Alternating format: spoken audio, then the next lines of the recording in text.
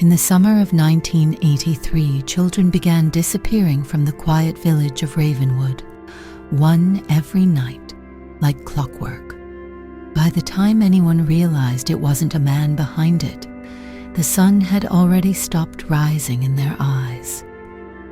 Ravenwood wasn't the kind of town where things happened. Nestled in the hills of rural Ohio, it had a single church, one diner, and a main street where old pickup trucks outnumbered people. People left their doors unlocked. Neighbors helped raise each other's children. Summer smelled like honeysuckle and baseball gloves. But that summer changed everything. It started with Tommy Harris, 8 years old, went missing after baseball practice. His glove was found lying by the outfield fence, a dark smear across the wood. No one heard a scream. No one saw a struggle. 2 days later, Maya Thompson vanished on her way home from church. The next night, Billy Jenkins was gone. Then, Fiona Lee. 4 kids in 5 days. The town was stunned, then scared, then silent. Parents stopped letting their children out of sight.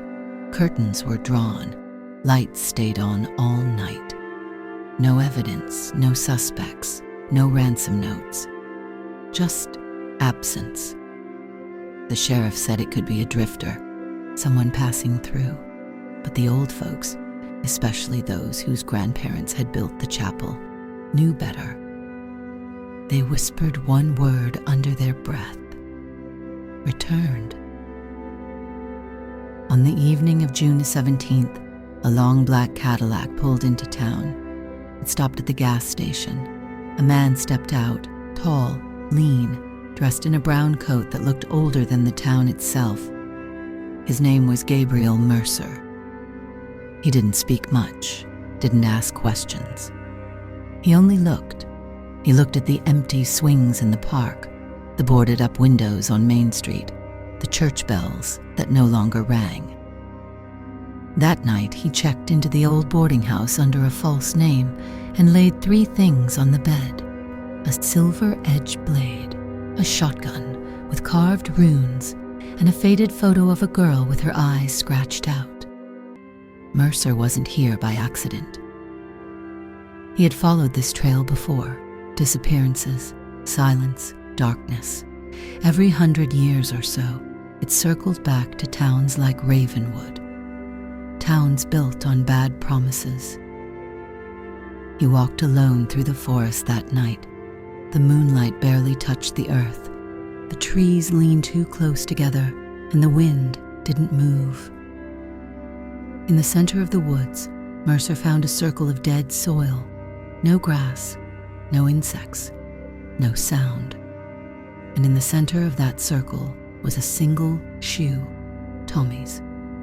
He knelt, touched the dirt, still warm, still breathing. And that's when he heard the voice. Smooth, dry, cold. "You're late, Hunter." Mercer didn't look up. "I'm right on time." From the shadows stepped a figure. Not a man, not quite. He was tall, pale, and dressed in a black coat that seemed stitched from funeral cloth. His face was too perfect, his smile too wide. His eyes were red. "They always send one of you," the vampire said. "One by one, never enough."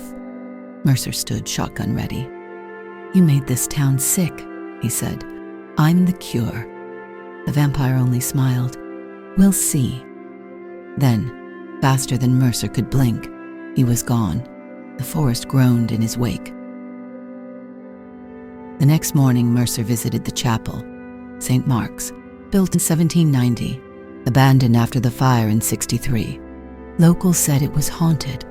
Mercer knew better. He found a trapdoor beneath the altar, buried under broken stone and ash. The crypt beneath was cold and foul. There, in the dark, Mercer found what he was looking for. A journal. Its pages yellowed, written in Latin and blood. It told of a visitor in 1791, a man who came during a fever outbreak, promised healing. The villagers welcomed him.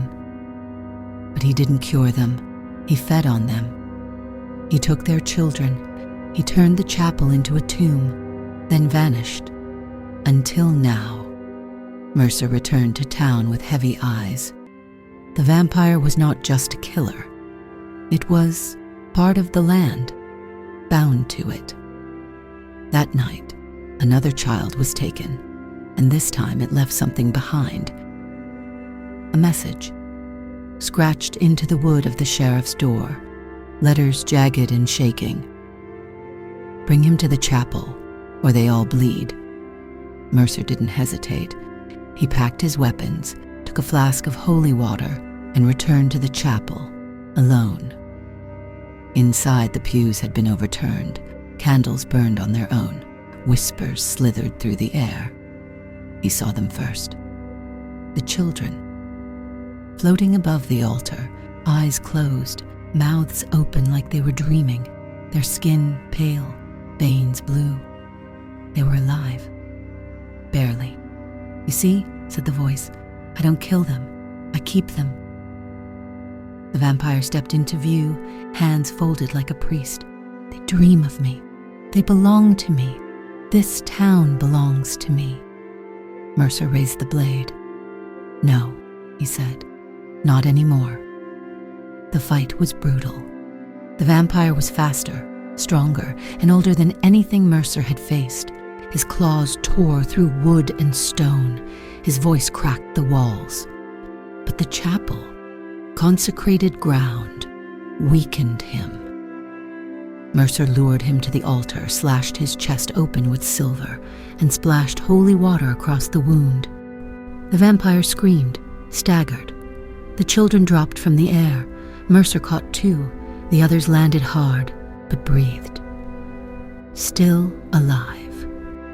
Enraged, the vampire struck Mercer, cracking his ribs, disarming him. You'll die like the others, it hissed. I'm not here to die, Mercer said, gripping the silver cross from the altar. He drove it straight through the vampire's chest. The creature convulsed. Its scream became thunder.